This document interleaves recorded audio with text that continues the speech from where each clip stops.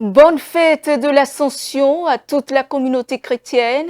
Mesdames et messieurs, bonsoir et bienvenue dans ce journal.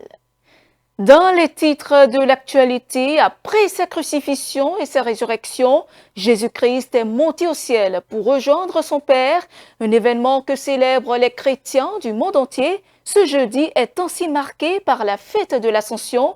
Cette célébration inscrite dans le calendrier liturgique chrétien revêt une profonde signification spirituelle. Quel est le sens réel de cette fête et quelle portée spirituelle revêt-elle pour les chrétiens d'aujourd'hui? Élément de réponse dans ce journal. Au cœur des décisions issues du Conseil des ministres tenu hier, le gouvernement béninois ouvre une nouvelle étape dans la valorisation de la cité historique de Niki. À cet effet, l'exécutif a donné son accord pour la réalisation de travaux de confortement et de modernisation du Palais Royal ainsi que de l'arène de la Ganie. Les autres décisions du Conseil des ministres sont à découvrir dans un instant. Et puis, loin du Bénin, en France, le parquet général a réclamé ce mercredi de prison contre Nicolas Sarkozy pour le financement présumé de sa campagne présidentielle de 2007 par la Libye.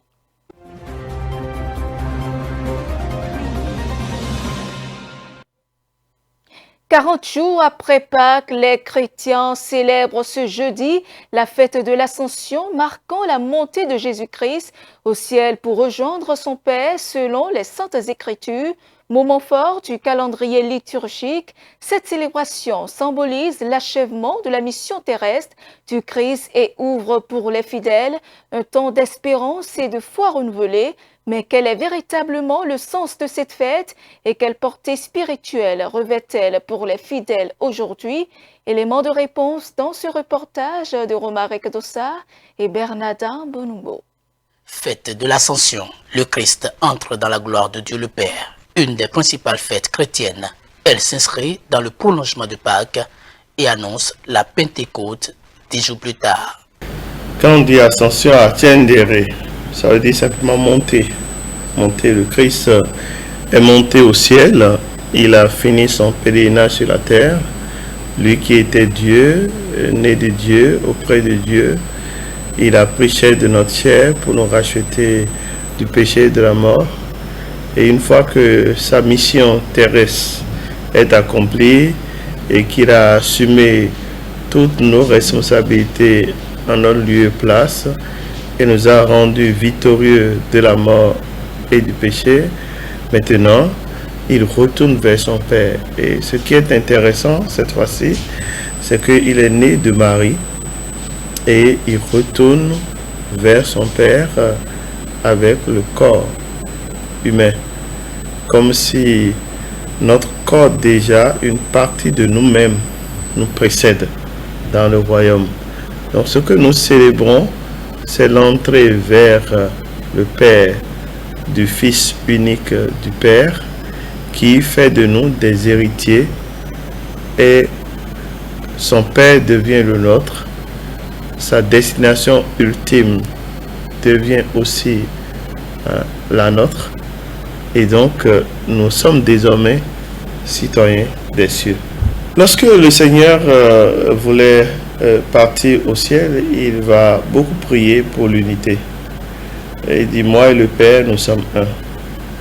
Demeurez dans mon amour. Et tellement que l'unité a été une grande préoccupation pour le Christ.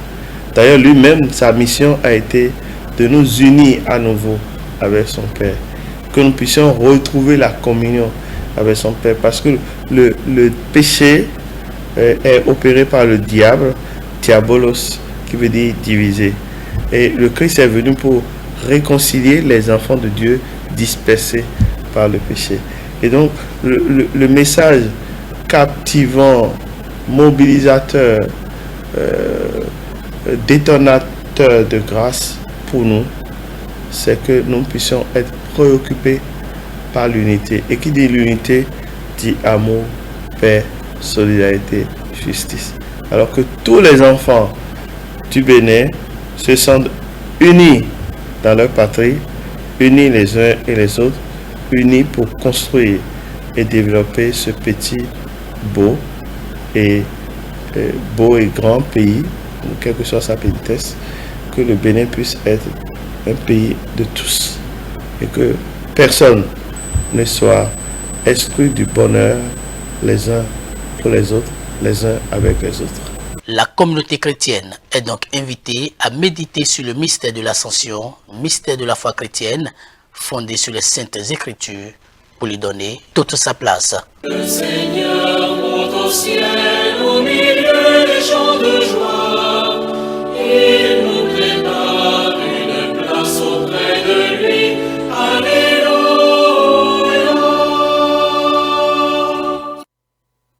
Symbole de mémoire collective, de tradition et d'autorité royale, le Palais royal de Niki s'apprête à bénéficier de nouveaux travaux de modernisation en Conseil des ministres. Ce mercredi, le gouvernement béninois a donné son accord pour la réalisation de travaux confortatifs au niveau du palais ainsi qu'à l'arène de la Gani, haut-lieu du patrimoine culturel du royaume de Niki. D'autres décisions ont également été prises au cours de cette session gouvernementale. On fait le point avec le porte-parole du gouvernement. Réalisation d'une mission complète dans le cadre du projet de réaménagement de l'embarcadère de Ganvier. Les conditions d'accueil, d'orientation, de confort, d'hygiène, de sécurité et de gestion des flux au niveau du dit embarcadère doivent être renforcées afin de répondre aux standards attendus tout en préservant la continuité de service pour les populations lacustres. C'est dans ce cadre que sont programmés les travaux objets de la présente mission. Ils permettront notamment de doter l'embarcadère d'un dispositif provisoire de qualité devant améliorer l'accueil, l'orientation, l'attente, le confort, l'hygiène et la lisibilité du parcours visiteur en cohérence avec les standards de la destination. Mission de maîtrise d'œuvre complète dans le cadre du projet de construction de 14 centres de santé et de la réhabilitation de la maternité de l'hôpital de zone de Ouida. Ce projet participe de la nécessité de médicaliser certains centres, d'assurer leur mise en conformité avec les normes requises pour une meilleure prise en charge de la population. Dans ce cadre, il s'agit de construire les centres de santé de Pakame, Savaluaga, Kuntori, Libusu, Kopargo, Donkassa, Akasato, Ouedo, Abomey-Calavi, Zebu, Kome, Adon, Chi Ahomadegbe, Idigny, ainsi que la maternité de l'hôpital de zone de Ouida. Afin de réaliser ces infrastructures, le Conseil a marqué son accord pour la contractualisation avec les entreprises sélectionnées, puis instruit les ministres concernés de veiller à leur bonne exécution. En point 4. Travaux de réhabilitation de l'avenue de la Francophonie sur le tronçon compris entre le carrefour Adjaha et le carrefour Fidjosé-Plage. Ce tronçon, d'un linéaire total de 2,35 km, présente actuellement un niveau de dégradation avancé caractérisé par des déformations et des défauts de surface compromettant le confort de circulation et la sécurité des usagers. Réalisation de travaux confortatifs du Palais royal de Niki et de l'arène de la Gani.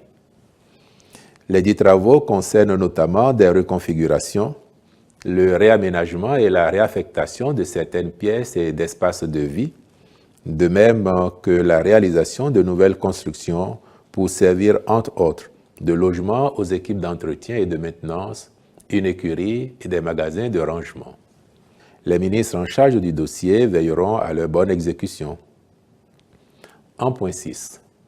Aménagement des voies d'accès au pont de Womé 2 et de ses bretelles.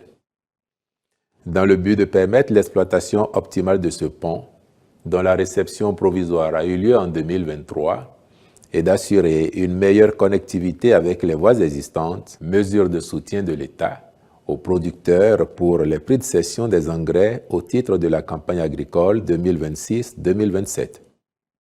Au regard de la conjoncture internationale défavorable qui menace la sécurité alimentaire, cette intervention de l'État au profit du monde agricole pour un montant total de 31 875 707 365 francs CFA, vise à assurer la reconduction des niveaux de prix de cession des engrais pratiqués lors de la campagne 2025-2026, homologation des prix de cession des intrants et d'achat de coton-graine aux producteurs au titre de la campagne agricole 2026-2027. Outre les engrais évoqués supra, les prix de cession des insecticides et herbicides sont homologués ainsi qu'il suit. Insecticides contre les jacides à 6 615 francs CFA le flacon pour le traitement d'un demi-hectare. Insecticide coton alternatif au pyrétrinoïde à 3 400 francs CFA le flacon pour le traitement de demi-hectare. Prestation de serment du président de la République élu. Une tradition s'est établie au fil du temps, consistant à faire tenir cette importante cérémonie républicaine dans la ville de Porto Novo, notamment au stade Charles de Gaulle. Or, le Conseil des ministres, en sa séance du 15 octobre 2025, a décidé d'engager les travaux de réhabilitation du dit stade. Depuis lors, les études y relatives ont duré plus que prévu, de sorte que les travaux de réfection n'ont démarré que tout récemment. De fait, il sera matériellement impossible d'y organiser la dite cérémonie. Mais une fois les travaux achevés, ce site retrouvera une splendeur et pourra ultérieurement accueillir de nouveau cet événement.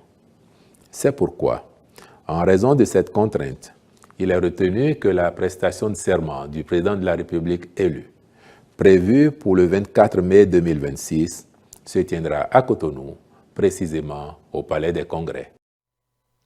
En fin de mandat au Bénin, Patrice Talon a rendu hommage à son épouse. Ce mercredi 13 mai 2026, en Conseil des ministres, le président a fait des confidences sur le rôle de Claudine Talon à ses côtés de 2016 à 2026, suivant un extrait de ses propos. Avec vous, je voudrais exprimer quelque chose à l'endroit de quelqu'un qui n'est pas ici, qui n'a jamais été ici, mais qui fait partie de notre équipe, qui m'a porté pendant les 10 ans. Mon épouse, Madame Talon, Claudine. Elle n'a jamais été ici, mais elle a toujours été avec moi. Dans mon inspiration, mes décisions, ma santé, mon abnégation, je n'ai jamais changé avec elle. Vous savez, j'ai exercé la fonction avec un certain engagement, mais elle a exercé la fonction avec moi. Elle m'a accompagné dans toutes mes décisions. Elle m'a conseillé dans toutes mes décisions. Et je crois que si j'ai un mérite, je lui dois. Donc notre équipe, qui n'a jamais vu Madame Talon dans les environs, comportait également donc, cette brave dame qui m'a donné tant. Et je voudrais donc lui faire ce témoignage. Je n'ai pas là devant vous pour que je ne sois pas seulement le seul qui porte le mérite et que chaque fois que vous la verrez, vous ne manquez pas de lui dire « Madame Talon, merci pour avoir porté le président, le chef d'équipe qu'il a été pour nous ». En interactualité dans l'est de la RDC, alors que le M23, soutenu par le Rwanda, s'est retiré cette semaine de plusieurs localités de la plaine de la Ruzizi et des hauts plateaux dans le sud Kivu, l'organisation de défense des droits de l'homme Human Rights Watch accuse le groupe armé et les forces rwandaises d'excitation lors de la prise et l'occupation d'Uvira en décembre 2025. Le reportage. Dans l'est de la RDC, Human Rights Watch accuse les rebelles du M23 et des soldats rwandais d'avoir commis de graves violences à Uvira, dans le sud Kivu. Selon l'ONG, au moins 53 civils ont été exécutés lors de l'occupation de la ville entre décembre 2025 et janvier 2026. Parmi les victimes figurent des hommes, des femmes et des enfants. Le rapport s'appuie sur plus de 130 témoignages recueillis auprès des habitants. Plusieurs personnes racontent des raids menés de maison en maison, d'autres dénoncent des viols, des enlèvements et des disparitions forcées. Human Rights Watch affirme également avoir identifié plusieurs fosses communes dans la région. L'organisation estime que ces actes pourraient constituer des crimes de guerre. Le M23 avait pris le contrôle d'Uvira en décembre dernier, avant de se retirer quelques semaines plus tard sous pression diplomatique. Le Rwanda, accusé de soutenir le groupe rebelle, rejette ces accusations. Les violences ont déjà poussé près de 2 millions de personnes à fuir leur domicile dans le sud Kivu. En France, après des semaines d'audience intense devant la Cour d'appel de Paris, le réquisitoire est tombé. Le sort de l'ancien chef de l'État se précise dans ce vaste dossier politico-financier. Nicolas Sarkozy conteste fermement les accusations depuis le début de la procédure, mais l'accusation maintient une ligne particulièrement dure. Cette affaire qui secoue la classe politique française depuis plus d'une décennie franchit une nouvelle étape judiciaire majeure. Suivant. Monsieur, s'il vous plaît. Dans le procès en appel de Nicolas Sarkozy sur l'affaire dite du financement libyen, le parquet requiert 7 ans de prison, 300 000 € d'amende et 5 ans d'inéligibilité. Il s'agit exactement de la même peine que celle demandée en première instance il y a 1 an par le parquet national financier. Les procureurs estiment que l'ancien président avait conclu un accord avec le dirigeant libyen Mouammar Kadhafi afin de percevoir des financements occultes en échange de la promesse d'examiner la situation judiciaire de son bras droit Abdallah Senoussi. En réponse, l'un des avocats de Nicolas Sarkozy a affirmé devant la presse qu'il démontrera lors des plaidoiries la parfaite innocence de l'ancien président, affirmant qu'il n'y a pas d'argent libyen dans sa campagne ni dans son patrimoine. Le parquet a également requis respectivement 6 et 2 années de prison ferme contre Claude Guéant et Brice Hortefeux, les 2 anciens proches collaborateurs de l'ex-président. Commencé le 16 mars dernier, le procès s'achèvera dans 2 semaines après les plaidoiries des avocats des 10 prévenus. La Cour d'appel doit rendre son arrêt le 30 novembre. Et c'est la fin de ce journal. Merci de votre fidélité. Suivez-nous en continu sur speedline.tv.bj/live et sur nos différents canaux digitaux Facebook, YouTube et TikTok.